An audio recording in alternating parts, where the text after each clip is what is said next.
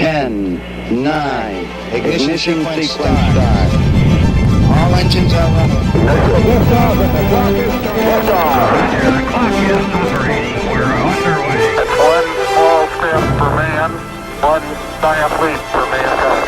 We work our way through the dark caverns right into Kerbalcast, episode 31, the Misty Mountain Hop. I wasn't talking to you. I am your LMP, that's Lunar Module Pilot Biff Aldrin, and our CMP, Command Module Pilot, Nostromo. Coming up in today's program, Our progress in the game. we'll have another episode of Spaceplane Flight School with Wanderfound, Your letters in the mission briefing. and we introduce a new feature this week, a Kerbal Life. And welcome back. I am back from EVA. You are back from EVA. We did a clip show last week. Yeah. Like We did a best of. I listened to it. I was like, oh, this is a nice trip down a lot of awful memories lane. Yeah, yeah. Well, especially Beginner's Minute. Yeah. Get away from me. Yeah. Get away from me. No. You're still traumatized. Yeah. by No, that. Yeah. Goodbye, beginners. Well, Minute. I It was good. very coy about it. I said that you were on EVA. Yeah. But you were gone all week. You were traveling. Yeah. My new job has travel. So Yeah. around 4 or 5 days at a time, I'll be out of town. And, one, we can't record, and two, I don't have any way of using internet or anything. So I was going to say, it's not the fun travel. You have no internet. Yeah. You have no video games. yeah. How can you stand it? I thought I took a good book with me, but it ended up not being a good book. So I was at my one saving grace is in the Yes. hotel room. Prometheus was on TV. So Oh, okay. 2 nights Okay. in a row. So that 2 of the 4 nights I was gone, I had something. See, I thought you were going to say pay-per-view porn. So did you walk up and down the halls of the hotel explaining Prometheus to everybody? Yeah. Like I was running around like yelling what channel it was. Like, Yeah. turn to it. It's on now. You were standing in the hallway and you'd listen, and when you'd hear, "This sucks," you'd Yeah. go, bam, bam, bam, bam. No, let me explain. No, actually, it's about So you have, did you have a chance to do any Kerbaling?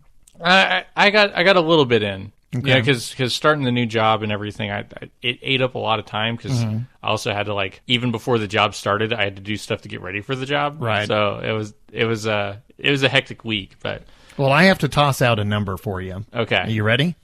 1,023. Wow. That is the total number of hours I now have in the game.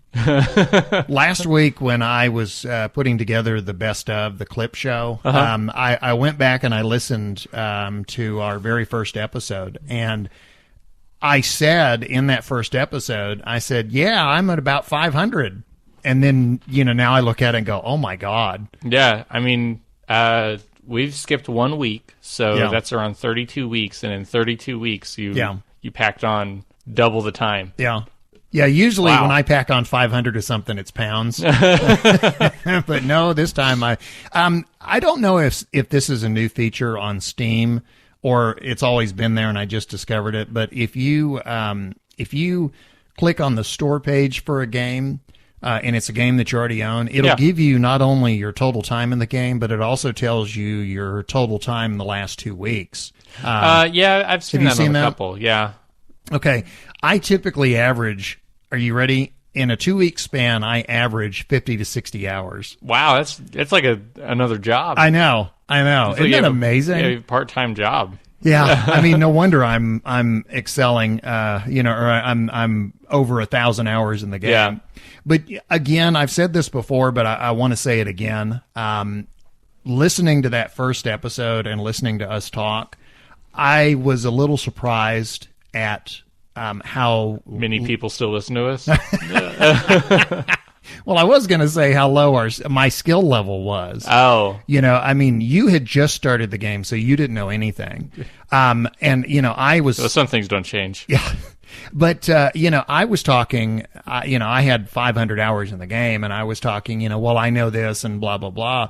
But it's amazing how much I've learned just in the last 6+ months. Oh, yeah. And it's because the listeners.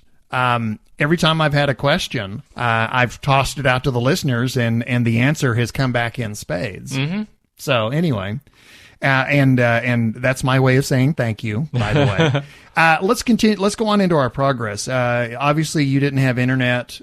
You were traveling. You didn't get a whole lot of video game time in. Yeah. But you kerbaled a little bit, right? I kerbaled a little bit. Okay. And, you know Was how it a rolly or a spinny? you know how I said, I needed to earn some money because I was kind of low on money. Right. Well, whenever I got back to my game, I forgot about that. And I forgot that was the next thing I needed to do was do some contracts. Well, I built a rocket that I was going to try to do a flyby of Minmus. Mm-hmm. And, you know, like get some science and get some, I'm currently doing a money strategy, so it'd get me a decent chunk of money too. Right. So I built a ship and I launched it, and I'm trying to rendezvous with the space station that I set up so I could refuel and then, you know, make my trip. And you're going to use some of your mad rendezvous skills. Well, two things happened that aren't good. First thing is I only have around 10,000 left in funds after I built that thing. So I'm going to have to build some real simple, weird stuff and hope that I can get some contract off of it. Right. And then, unless I just decide to revert the whole thing, but I want to try to see if I could just do it. Mm-hmm. And then the other thing is, it's been so long since that successful rendezvous, I'm trying to have to like really put together how I did it. Yeah. So I'm like having to retrace my steps and find out how to rendezvous again.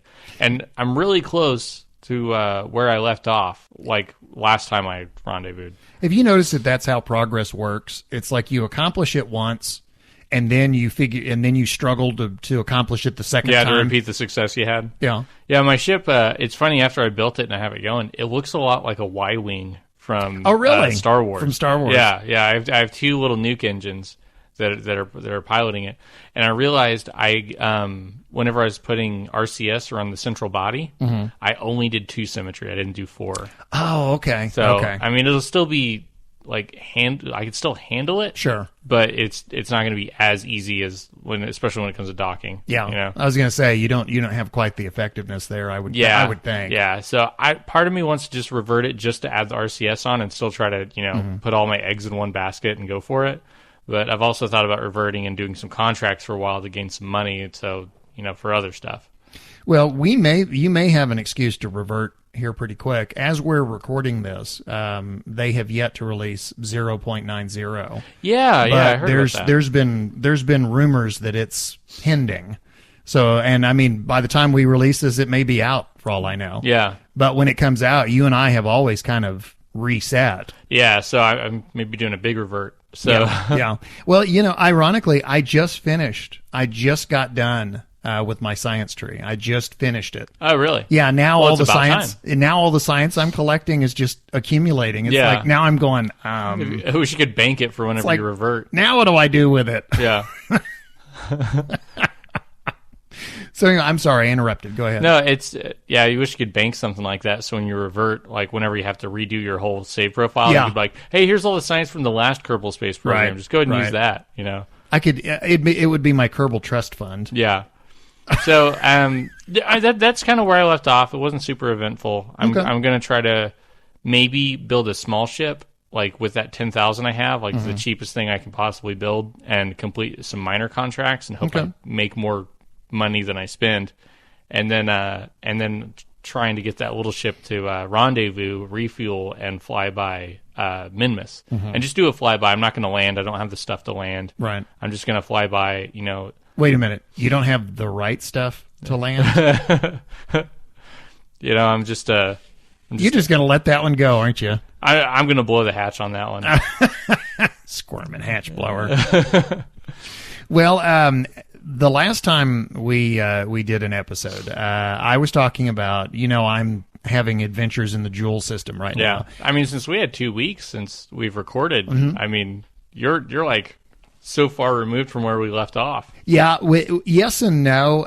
I think I didn't think about this until last time, but the thing about Joule, since Joule is so far out, Joule missions, I'm amazed at the amount of preparation that goes into them. Because it's like you have to get all the pieces of the ship that you need in orbit, and you have to refuel, and then you have to get the crew up there and all. And I mean, so you spend quite a lot of time just getting ready to leave Kerbal orbit. And that's not before that's not even, planets are in alignment and all that other stuff. I mean, you spend a lot of time just building what you need in orbit. And it almost, you were joking about, this is like another job. After about the third or fourth rendezvous to refuel and whatever I needed for the trip, I was thinking to myself, and this is fun. How? Because, it's like I'd rendezvous and I'd refuel as much as I could, and then I'd rendezvous again and refuel some more. And, and I'd finally get the thing put together. And then after, several hours of this, then it would be, okay, now I can do my planetary transfer. Yeah. But yeah, when we last spoke, I had been to Laythe, which is the planet that is closest in to Joule, and I have been to the planet that was further. I'm doing it again. I'm saying planets. Yeah. Moons. I've been to the closest in moon, which is careful. Laythe, and I've been to the furthest out moon, which is Pole. Mm-hmm. And what I said was, from that point on, I'm going to work my way out. Yeah. And when we spoke last, I was positioning myself, if I remember correctly, for Vall. For Vall, I believe it is. Mm-hmm. And Vall is the one that is supposed to be like Europa. It's an ice planet. Yeah. And I have since, I've landed on Vall, and I have moved on to Tylo. I will say, so far as the Joule system goes, Vall has been my favorite moon. It is, first of all, it's visually, it's very appealing. Secondly, I don't know if this was just luck, but getting into orbit around Vall was fairly, I won't say easy, but it wasn't difficult. Landing was not a problem. It has an extremely small sphere of influence, so I was actually able to, my periapsis, I think, actually got as low as like 10 kilometers. Wow. Which it's an equatorial orbit that I'm doing, and there's a mountain range right along my orbital path, and it's got this one really tall peak. And at one point, I actually thought, I'm not sure I'm going to clear this thing. Mm-hmm. I did, but it was like I really grazing the top of those mountains. Yeah. But I landed on Vall. Did my EVAs and my science, and they've got ice boulders and things everywhere. And it was just, I really liked Vall. For me, for some reason, it was just visually appealing. And it was a lot of fun, which I should have known was setting me up for Tylo. Yeah. Oh, my God. Tylo is, I have spent, I can't tell you the amount of time I've spent trying to get to Tylo. Yeah. It takes a lot just to get into orbit, number one. Number two, landing on it, I have yet to successfully land on Tylo. I tried it with a high apoapsis and a low periapsis. I tried it with a low apoapsis and a low periapsis. Mm-hmm. I actually at one point had a periapsis that was as low as, I think it was 2 kilometers. And that time, yes, I slammed right into the side of a mountain. Yeah. Which was, I was just bopping along thinking, yep, like, 2 kilometers. This is great. Whoops. But I finally realized that I did not have enough fuel to successfully land and then get back off. Mm-hmm. So what I ended up doing was I collected all my science in orbit. Yeah. And I told you that I have been rebuilding my ships kind of as I go. I rebuild in orbit. Mm-hmm. Well, the last mission that I had been on to Vall, I left the science processing lab and a HAB module and some other things. I left them all connected, and I put them in orbit around Tylo. And then I sent the remaining fuel tank and engine and ship and crew back. Mm-hmm. And then when I got to Tylo this time, I hooked up with that. And so it's kind of, think of it as it's like an orbiting space station right now around Tylo. Yeah. Simply because I don't have the fuel to land on Tylo. So what I'm doing now is I built a bigger lander that has more fuel capacity and more engine thrust. And I'm going to send that one there and see if I can get it down on Tylo. But that's where I am right now. I did Vall, and I'm working on Tylo. And once I'm done with Tylo, I think I've got Bop, and then I'm done. So that new lander you're going to build, is it going to interact with the one that's currently in orbit? Yes. The one that's currently in orbit actually doesn't have enough left of it to be a lander anymore. Yeah. But I've connected it to the orbiting science lab. And like I said, it's basically a space station. It's, if you can visualize this, it's the orbit. It's the space. What is it? The space lab module. There's a habitation module, and then on top of that is there's basically it's the landing. What do you call it? The 2-seater landing capsule. Okay, yeah. But and that's kind of on top, and then it's got 2 of the giant solar panels, and I've got it at a 0-degree angle to where it's basically straight up and down, and it's in a almost perfect circular orbit around Tylo. And that's where it is right now. It's waiting for the next mission to come get them. And I currently have 3 Kerbals on there. Yeah. Well, at least they have company. Yeah. Well, I've got the science lab, I've got 2 hab modules, and then I've got the landing module. So they all have their own room. Yeah. So basically, they've all got their own rooms, and I've got them all being antisocial. Yeah. They're like all in their different rooms, listening to music and writing dark poetry. One of them was listening to Diarrhea Planet. Oh, really? Yeah. Yeah. Oh, well. Yeah, I think it was Neil Don. Neil Don he was jamming. Yeah, I looked in through the window and he was doing like the head banging thing with the 2 fingers. Yeah. Yeah. One other thing, when I was in orbit around Tylo, I'm the lander that I'm using. It's the same configuration as before. It's a center tank, and then it's got 6 tanks symmetrically arranged around it with engines on them. Well, as I use up fuel, to minimize weight, what I'll do is I'll transfer the remaining fuel out of the tanks into other tanks, and then I'll drop, I started with 6 tanks. I transferred fuel out of 2 of them into the remaining 4, and then dropped those 2. Okay, so you're symmetrically dropping them. Yeah, I'm symmetrically dropping them. Yeah, so they balance. Yeah, and I ended up with, now I've got a center tank with 4 tanks around it. Okay.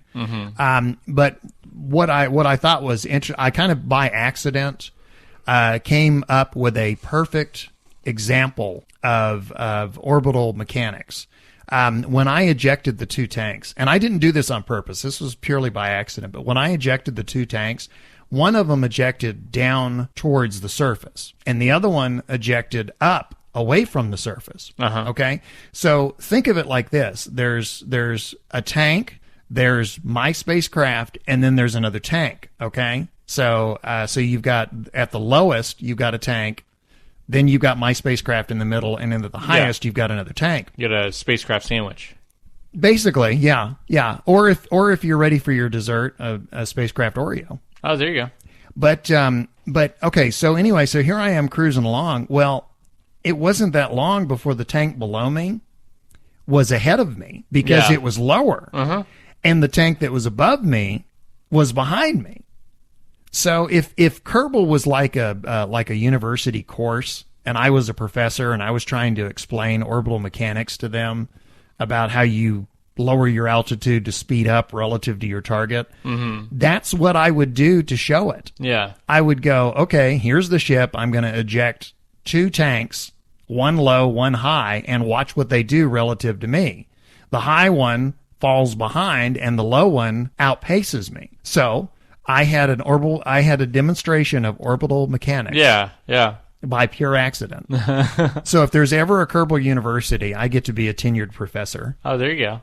All the interns I can handle. That way they can't fire you. Yeah, that's right. I need job security. Yeah. So anyway, that's my progress for the week. I've been still working my way through Joule. Again, Vall has been my favorite. Yeah. It really does bring Europa to mind. It really does. No, it's cool. I look forward to seeing it. Yeah.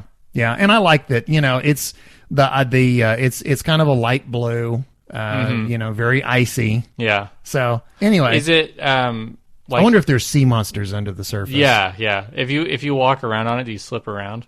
No. No, Okay. I did not. I Yeah. don't. You know what though? I did find some footage from a previous mission, so I think I might make a movie out of it. It'll be pretty good. Yeah. You know. Yeah. I think people will like it. Yeah, I bet they will. Yeah. Well, let's move on. We're done with our progress report. Yep. We are happy to welcome back Wanderfound and another episode of Spaceplane Flight School. G'day, Kerbonauts. Today, I'm back to talk a bit about building spaceplanes. As with most spaceplaney things, it varies a lot depending on which aerodynamics model you're using. But there are a few things that apply across the board, so I'll talk about those first. First up is the use of centre of lift and centre of mass markers.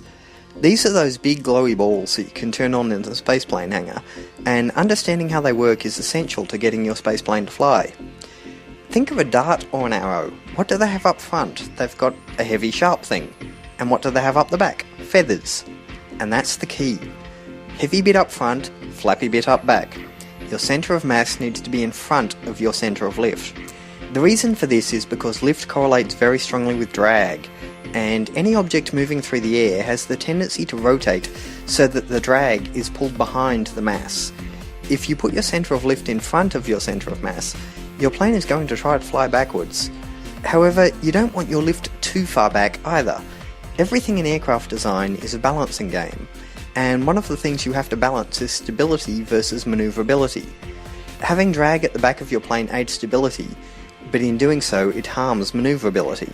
Some stability is important, but too much will just turn your plane into a lawn dart. Exactly where to place your centre of lift is a bit of a complicated question, especially if you're using far or near, but for stock aero you usually want the lift marker to be overlapping, but not in front of the mass marker. Another problem that bedevils novice designers is difficulty in taking off. They usually try to deal with this by stacking on more wings, more engines, but most of the time it's just a matter of having their landing gear in the wrong place. When you're trying to lift the nose of a plane during takeoff, you need to think of the aircraft as a lever. The lever is trying to lift the nose, and the handle of the lever is your elevators, the control surfaces at the rear of the plane. The fulcrum of this lever is the rearmost set of landing gear. The longer the handle of the lever, the easier it is to use. So, you want as much distance between your elevators and your rearmost set of landing gear as possible, and as little distance between that gear and the centre of mass as possible. So, if you can, put your rearmost gear just behind your centre of mass. But again, there's a balancing act involved. If your landing gear is too far forwards, you may start to have problems with dragging your tail on the runway during takeoff. You can deal with this problem by building taller landing gear or putting in tail strike guards, but those sorts of things are getting into a bit more detail than I can go into during a short podcast segment. So what I've done is I made an illustrated tutorial that follows through the construction of a spaceplane, all the way from the initial concept to building it, taking off, taking it to orbit, bringing it back through re-entry and landing back on the landing strip. I'm sure Biff and Nos will put a link to this up on the show's webpage, but if you just Google Kerbal together with From Hangar to Landing, then you should be able to find it that way as well. It's aimed at people using FAR, but the basic principles illustrated should have application in any of the aerodynamics models. Anyway, that's all for this week. Remember that any landing you walk away from could probably have been faster. See you around. Bye. That's a really good quote. I like Yeah, that. that was. Yeah. You know what it reminds me of is that scene in Interstellar where they're racing down to that first planet, and Matthew McConaughey says, you want us to get down fast, don't you? And Anne Hathaway says, well, actually, we want to get there in one piece. So yeah. If you can walk away from it, you could have come down faster. So all right. Hey, thanks a bunch, Wanderfound. Yeah. Like, those, I don't know, they're really educational. I really like them. Those are good, especially since you and I don't do space planes. Yeah, it gives a lot more stuff to be grounded in whenever I start working on this. It's nice that what sounds like very complex ideas, I mean, he takes them and it's like, oh, there that you makes go. perfect sense. Anyway. Well, you want to move on to mission briefing? Yeah, I got some letters. Okay, why don't you go ahead and start? Okay, this one comes from Ben D. Bendy. Like Bendy and Twisty? Hi, Biff and Nos. One of the things I love about KSP is how much of an impact the different mods can have on the game. If you're interested in changing the character of the game, alleviating some of the tedium with MechJeb can be very helpful, only after unlocking the right node in the tech trees, of course. Once you have some headroom for more challenge-adding mods like Near, Remote Tech, Deadly Reentry, and TAC Life Support can add new and different challenges. Other mods like ScanSat, KAS, Fine Print, and Orbital Science can further improve the diversity of your experience. While I have to admit I have the most unstable game, crashing a few times each playing session, I am amazed that these diverse mods work together at all, and the reward is fantastic.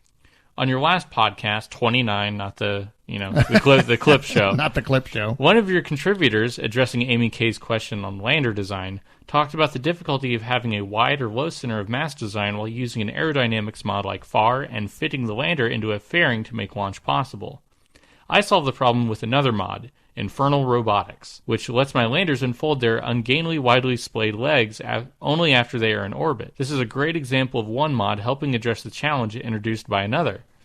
Are either of you ever attempted to try the game with more mods? Thanks for the great podcast.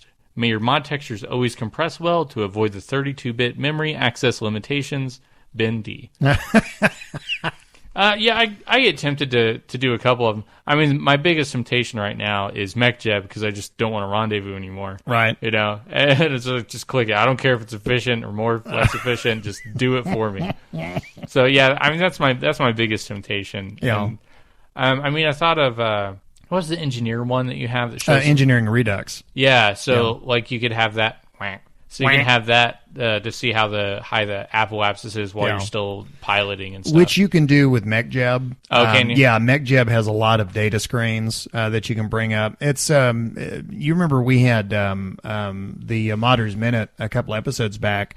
DK was talking about how MechJeb has, you can kind of split it into it's partially automation, but it's also partially data screens. And that's the whole reason I have MechJeb installed is those data screens are so helpful. Yeah. And they're so convenient. So yeah, the two mods that I use, KW Rocketry and MechJeb.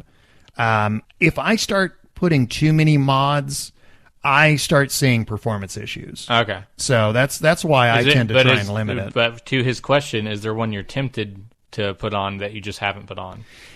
You remember it took me forever to get Roster Prop Monitor to work, and I finally did. And that's when I was trying to do everything from cabin view.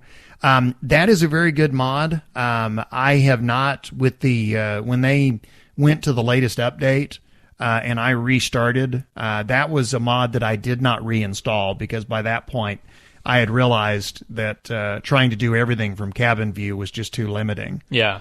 So I stuck with the information screens that I can get on MechJeb. Yeah. So my big temptations would be MechJeb, the ones that add all the extra contracts. Yeah. I can't remember the name of it right now. Yeah, it's Fine Print. Fine Print. Yeah. And then which will be at least a version of it will be it'll be added in. So I just have to wait. And then the skin pack that somebody sent us like 10 episodes ago or so, where everything was made with like duct tape and like barbecues and stuff. It was like some redneck mod or something. Yeah, wasn't it called like Redneck Rocket or something? Yeah, something like that. So the one that I am tempted to use is Amy K talks about this Deadly Reentry and also FAR, which ramps up or makes the aerodynamics much more realistic. The reason that I'm a little scared about putting those on there is I think if I needed any proof of how bad of a player I am, it would come from those two mods. Yeah. It's like I'm sitting here going, yeah, I'm landing on this and I'm landing on that and I'm doing all this stuff. And then I install those mods and it's like, yeah, and I blew up on the launch pad. And what's your progress this week? I blew up on the launch pad. Yeah. So what's your progress next week? I blew up on the launch pad. I burned up on reentry. Yeah, the whole thing's like stained black from all the ashes. Yeah. That's the latest update now that where the launch pad will collapse if you put too much weight on it. Yeah. It's before you revert, you've got like this smoking crater where your launch pad used to be. So anyway, I hopefully that answers the question. Let's move on. Andrew Mason writes in, and Andrew he has the blog where he's talking about his progress in the game. He writes in and he says, "Hi Biff and Nos, thanks for mentioning my blog. I find your progress reports and tweets help to provide me with some goals and inspiration. I'm guessing the goal and inspiration is don't do anything they're doing. Yeah. Or do better than they're doing. After my impromptu restart last week, I've been trying to get by without revert. At first, this proved quite difficult as I chose some contracts I thought would be easy, famous last words, and resorted to revert and to prevent my space program from going bankrupt. That sounds familiar, doesn't it? Yeah. Started to become more accustomed to not using it, and so when I tried to rescue the Kerbal from orbit, it took me a few attempts. First effort involved modifying an existing rocket design, which was good in theory, but forgot to take into account the weight increase in going from MK1 to MK2 command module. This attempt didn't make it out of the atmosphere, but Jeb landed safely. You don't usually hear that. Usually if the beginning of the sentence is something didn't happen successfully, the sentence doesn't generally end with, but Jeb landed safely. Yeah. So, upgrade to the boosters got me into space and into orbit. Set up a rendezvous, but didn't match speed very well, so I got close to Tim and was able to activate him, and then watch as the command pod whizzed by. So Jeb landed the command module, and we tried again. This time, Jeb paid much more attention to the speed to target, parked close, and Tim climbed aboard. Unfortunately, there was not enough fuel or RCS to take the command module out of orbit, but at least Tim now had some company. Tim the magician. This gave me enough science to get some better engines, and so off went Bob to rescue them both. Who rescues the rescuers? Now we know. Yeah. Bob. All this would have been much different if I had used revert, and I feel it's improving my experience in the game. Keep up the good work. Homer to your mobile. Andrew Mason. Yeah, we've talked about that before, about how reverting sometimes, if you don't do that, you can pull off just some miraculous saves sometimes. Hey, what's this thing? What thing? What's this thing? Oh, at the very bottom? Yeah. Andrew sent you a picture. He knows that you're a board game aficionado.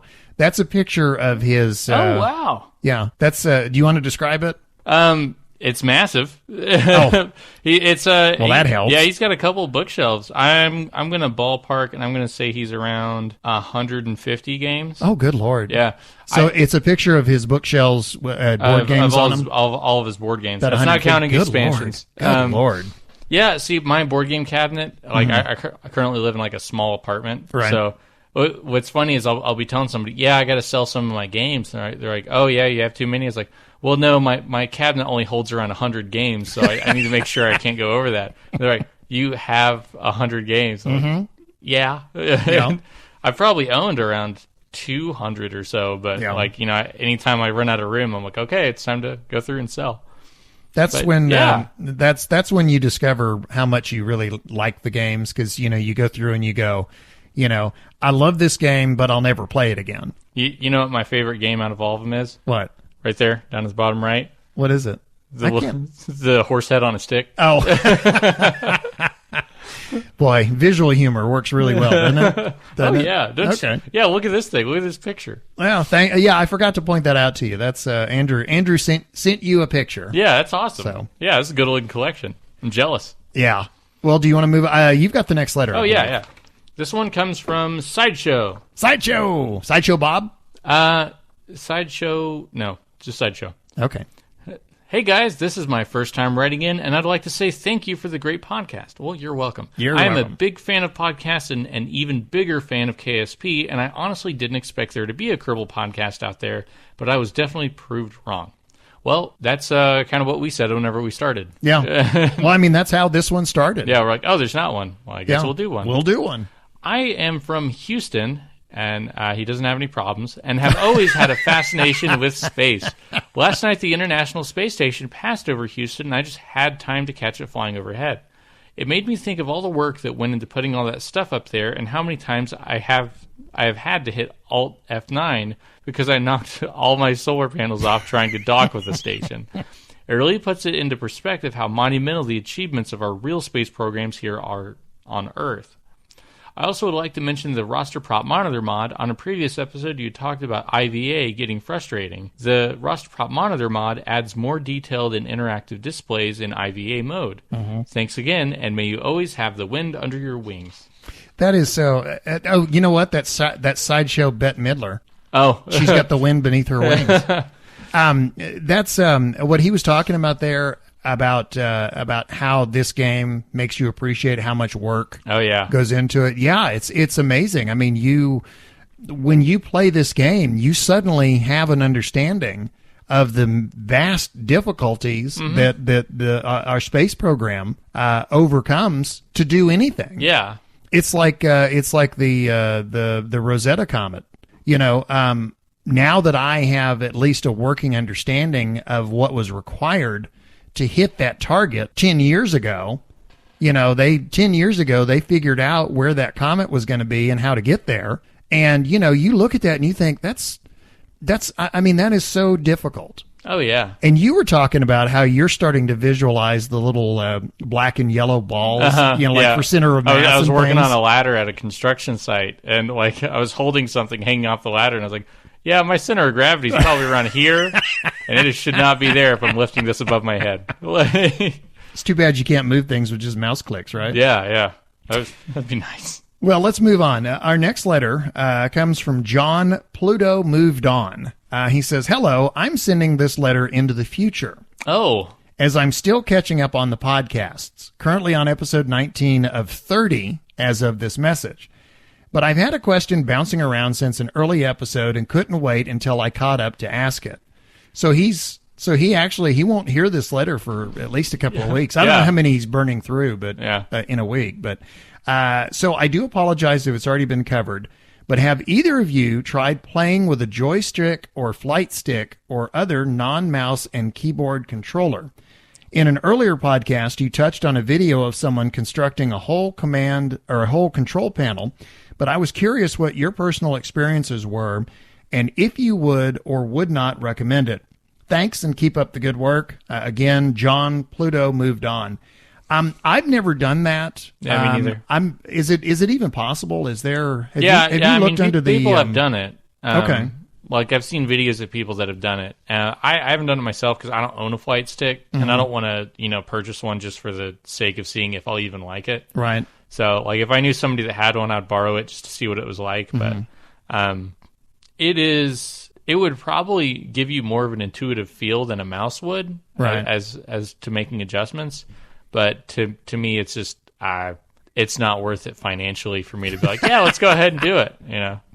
I don't know if it would be beneficial to me, because when I started playing PC games way back when, it was first-person shooters, and I have gotten so used to the WASD configuration, and especially with Kerbal now, I've gotten so used to all the different buttons and where they are, and I mean, I'm so used to putting, you're too ingrained. And I don't know if I would I don't know if I would handle a joystick as well. Yeah, you'd have to uproot yourself from what you knew and move over to all these buttons and stuff. Yeah. Well, I don't know. That's a good question, though. Yeah. I will throw this out to the listeners. Have any of you ever tried a joystick or a flight stick?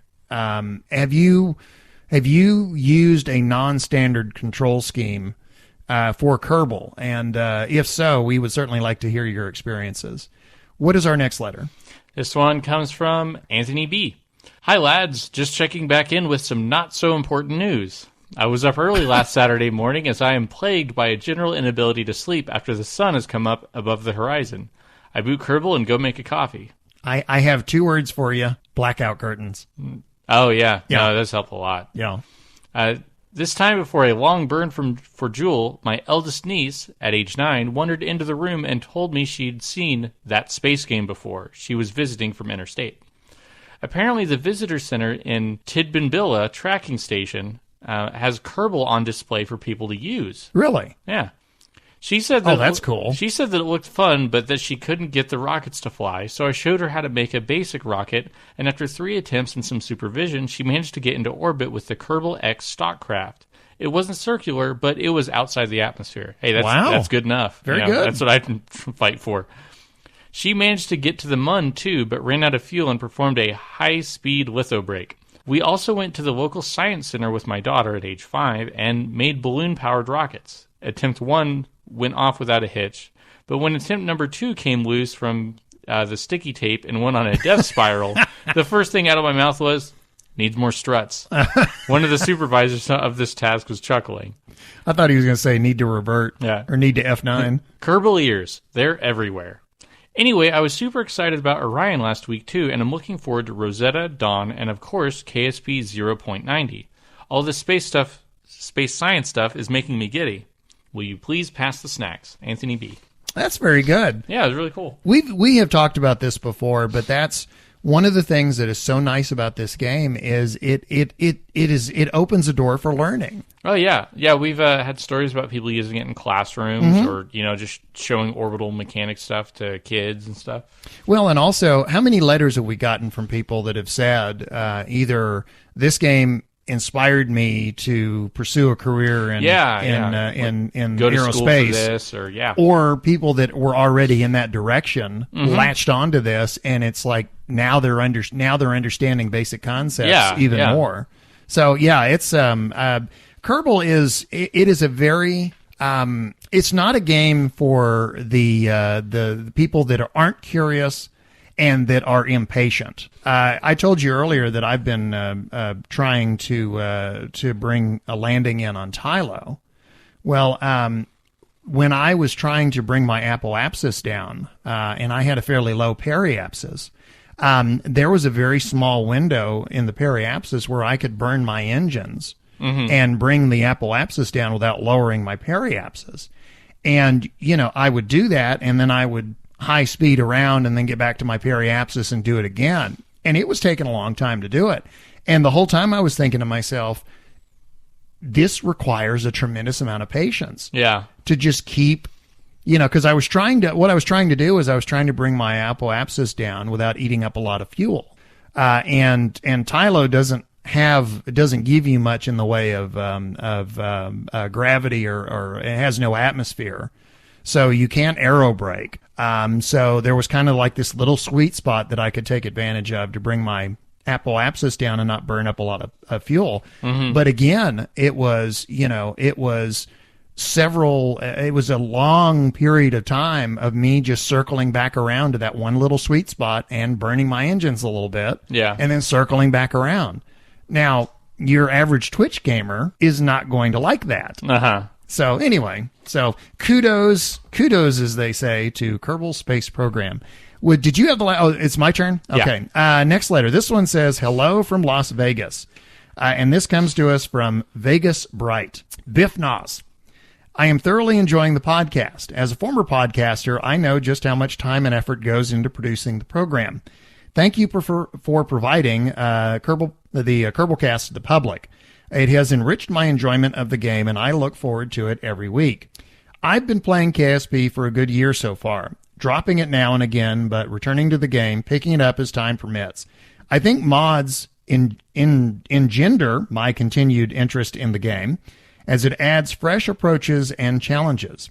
The mod Interstellar has been the most recent catalyst for finding me once again guiding the Kerbals across the void. Have you heard about the Interstellar mod? No. Me either. I'm going to have to look that up. Of course, my first thought is it's related to the movie, but I'm probably very wrong. If I get a TARS robot, then I'm downloading that now.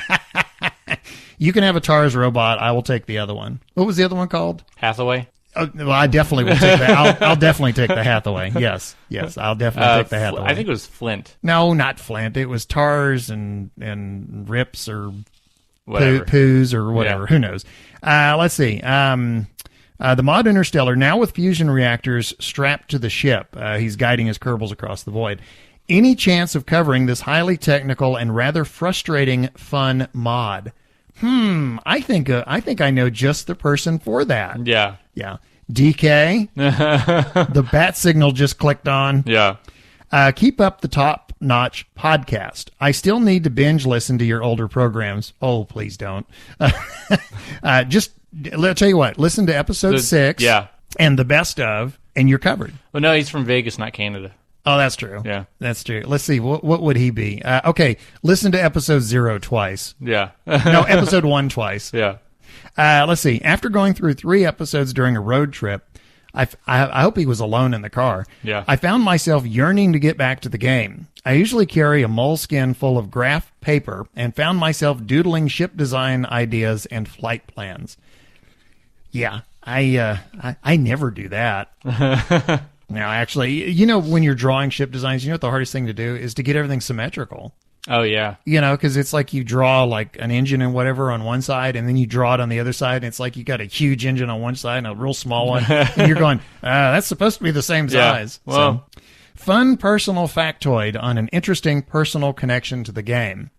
This is something I didn't know. This is going to be, you'll find this very interesting. My fraternal grandfather moved his family to Las Vegas during the 50s to work at the Nevada test site.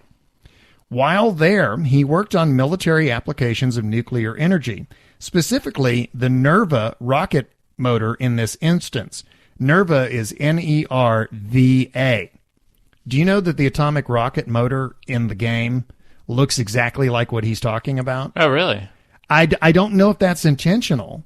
I suspect it is. But there is a part in the game, the atomic rocket motor, that has a real-world counterpart.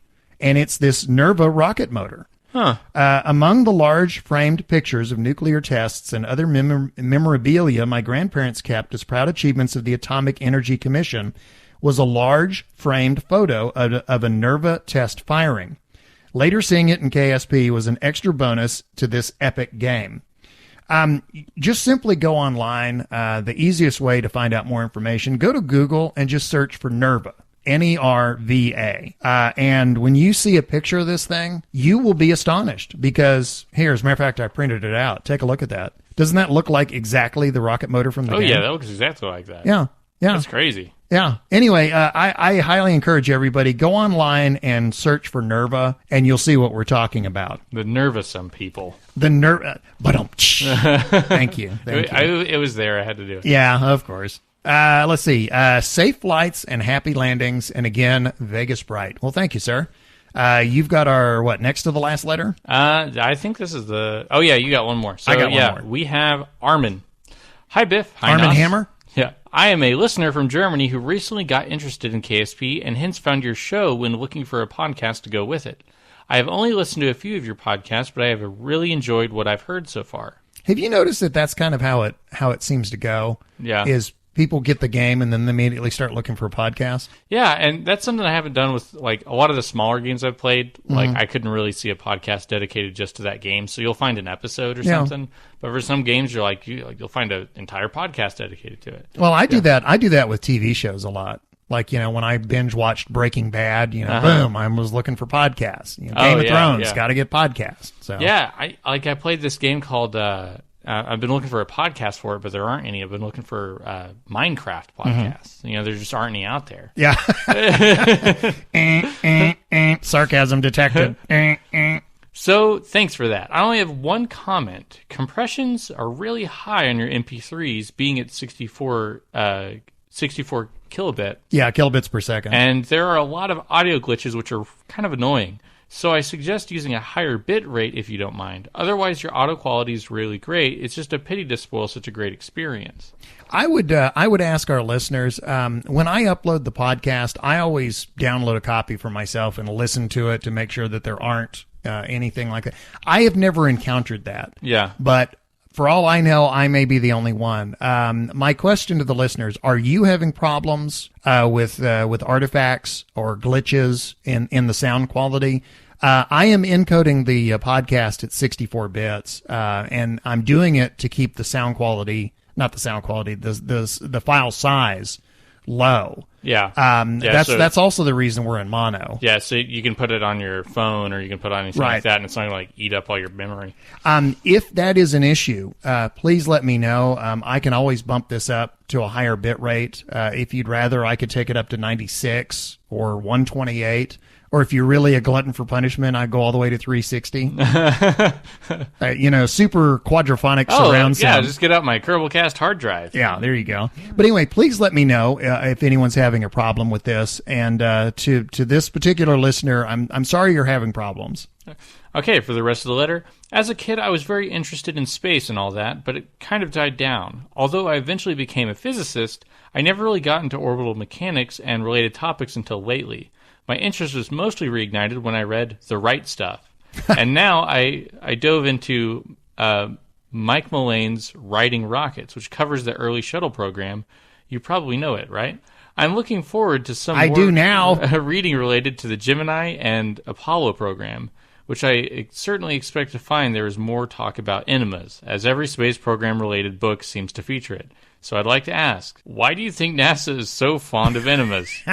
Keep up the good work, Armin. Well, I don't know. If you don't knock something until you've tried it. Yeah, haven't you ever done recreational enemas? Yeah. No, I think it's a weight issue. I think what they do is they flush out the astronauts, kind of try and get at least a good 15 pounds off of each one of them before they send them up. Yeah. So I think that's why NASA likes enemas so much. So if your rocket's ever having weight problems, just give all your Kerbals enemas. Yeah, there you go. Actually, I was unaware that they were fond of enemas, but yeah. Well, it wasn't the right stuff. So. Yeah. Do you know the scene in the movie where they give them the barium enemas and then they have to go 3 flights up to get to the bathroom? Uh-huh. When that movie first came out, this was before I had seen it the first time, but I heard somebody talking about it, and they referred to that scene as that was one of the tests that the astronauts were put through, was that they filled them up, they filled their rectums up with barium, and then made them go up 3 flights of stairs to go to the bathroom. And that was presented as one of the tests. I didn't discover until later that no, they were doing the barium enemas, but the test wasn't them going to the bathroom. It was whatever they were doing prior to that. Yeah, yeah. But for the longest time when I watched the movie, it was with the impression that I was watching a test. Uh-huh. And now I find out, oh no, that was like the side effect. Yeah, they gave them enemas, and then typical government thinking, it's like, we'll give them the enema here, and the closest bathroom is 3 flights up. Yeah. So anyway.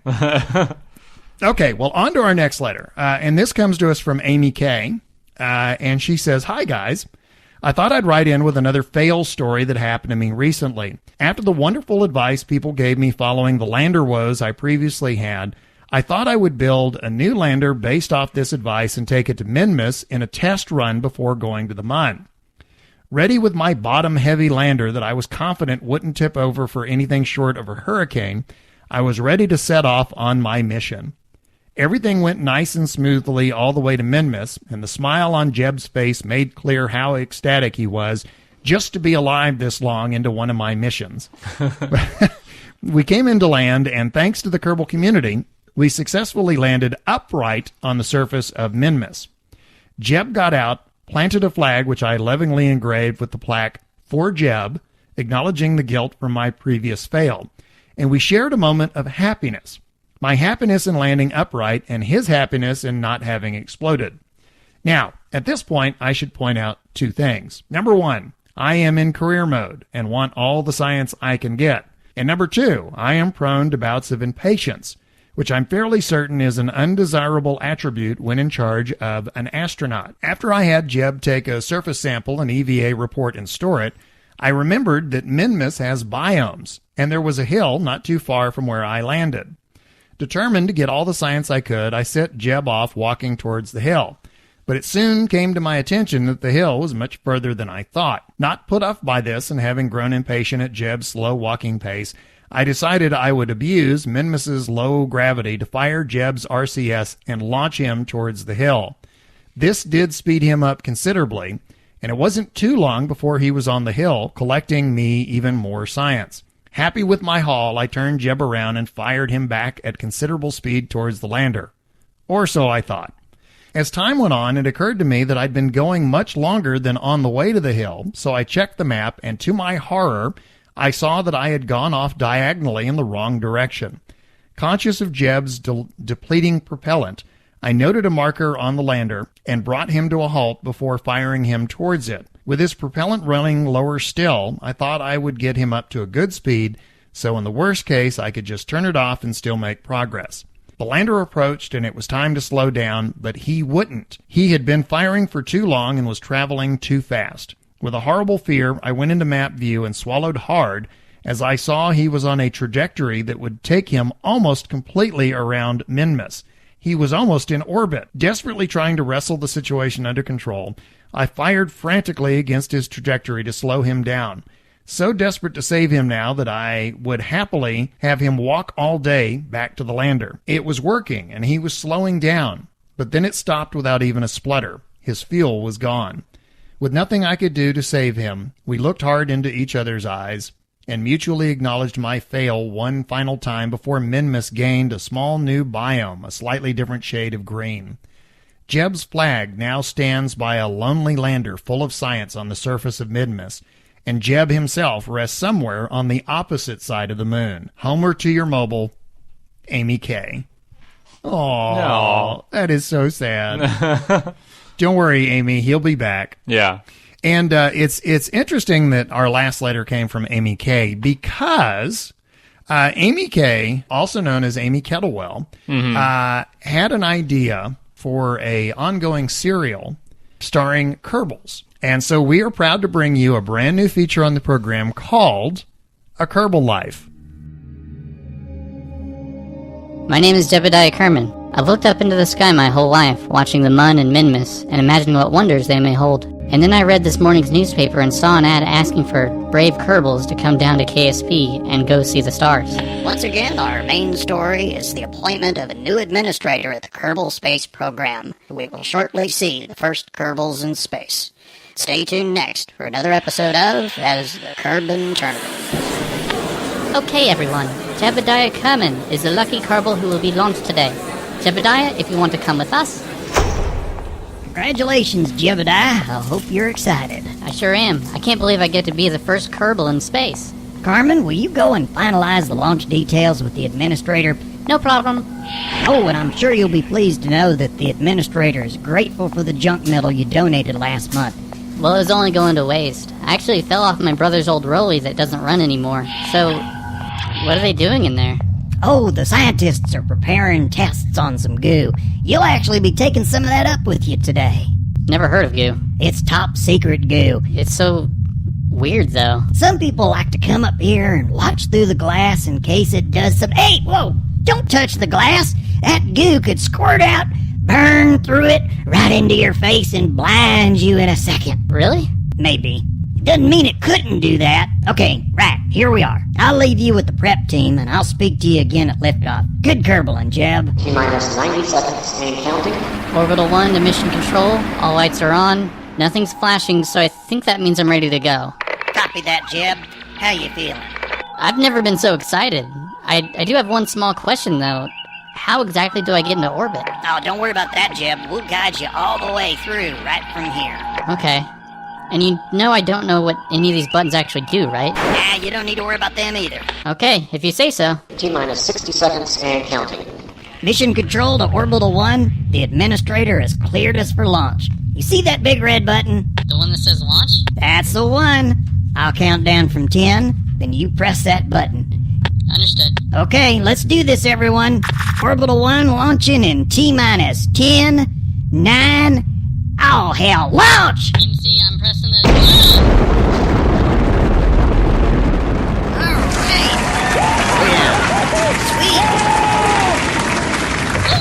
Sweet. 50,000 feet. We did it. Great job, everyone. Orbital 1 has cleared the atmosphere.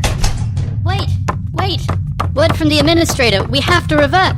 What? The administrator says we need to revert to vehicle assembly immediately. Jebediah's cleared the atmosphere, Carmen. What's the problem, anyway?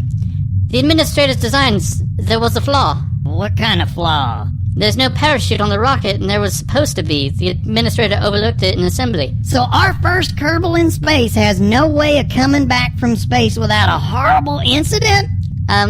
Yes? But Carmen, didn't you notice there was no parachute? I did think it was an odd design choice. Why didn't you say something? Jebediah's up there with enough scientific research to make a difference to the whole of Kerbal kind. Not to mention what would happen to the KSP if the first Kerbal in space was the last Kerbal in space. Carmen, take out another ad. Look for some more Kerbals who are both brave and stupid this time. We need to figure out how to get Jeb home. A Kerbal Life was written by Amy Kettlewell with music by Lee Rosebeer. Jebediah Kerman and Kerbal Space Program were created by Squan. The game is available for purchase on Steam or KerbalSpaceProgram.com. I can't wait to find out what happens. Yeah. Jeb is stranded in orbit and no parachute. I've never heard of that problem. You've never heard of that problem? No, it's You've never forgotten a parachute. That has happened a lot. You're a lucky man. You have lived well, my friend. No, that was awesome. Yeah, that was. Thank you. Thank you, Amy. She is a very good writer. Oh, yeah. And we will have, obviously, we'll pick up next week with episode 2 of A Kerbal Life. And that does it for this week's edition of Kerbalcast, episode 31. Hard to believe, the Misty Mountain Hop. Yeah. We would like to thank some folks. First of all, we want to thank our listeners, as always. We want to thank our contributors, Wanderfound with Flight School and Amy K with A Kerbal Life. Yay! We also want to thank the subreddit moderators of KSP and Kerbal Academy. And those without... I'm going to tie myself in a knot here. We want to send out a big thanks to the people who make all this possible, and that is, of course, Squad. Thank you so much. As always, you can get in touch with us at kerbalpodcast@gmail.com. And let you know, all the music you've heard is by Professor Soap. You can find him at facebook.com/Professor Soap. If you ever want to get a hold of us through Twitter, you can find us at Kerbalcast. That's right. And also, we're on YouTube, thanks to Ascalon. You can subscribe to us on iTunes, or you can download episodes directly from kerbalpodcast.libsyn.com. And that does it for this week's episode. I'm your LMP, Lunar Module Pilot Biff Aldrin, our CMP, Command Module Pilot, Nostromo. Until next week, happy Kerbaling. Because you know I'm all about that space travel. I'm all about that space travel. I'm all about that space travel. I'm all about that space. Yeah, it's pretty clear, I ain't commercial crew, but I can launch it like I'm supposed to do. 'Cause I got that boom that all the astros chase. All the space flight to all the right places. I see Orion crew working that ship nonstop. You know we're going far, now put that last on top. If you got boosters, just raise them up. 'Cause every spacecraft needs propulsion from the bottom to the top. Hey, they're working so hard, don't you love these NASA guys? They will take us so far the first time that Orion flies. You know we're traveling to deep destinations for too long. So if that's what you're into, then join in and ride along. Because you know I'm all about that space travel. I'm all about that space travel. I'm all about that space travel. I'm all about that space. I'm bringing rockets back. Go ahead and tell the whole world that. Come on board, it's that. 'Cause every spacecraft needs propulsion from the bottom to the top. Hey, they're working so hard, don't you love these NASA guys? They will take us so far the first time that Orion flies. You know we're traveling to deep destinations for too long. So if that's what you're into, then join in and ride along. Because you know I'm all about that space travel. I'm all about that space travel. Yeah, space travel. I'm all about that space. Because you know I'm all about that space travel. I'm all about that space travel. I'm all about that space travel. I'm all about that space. Because you know I'm all about that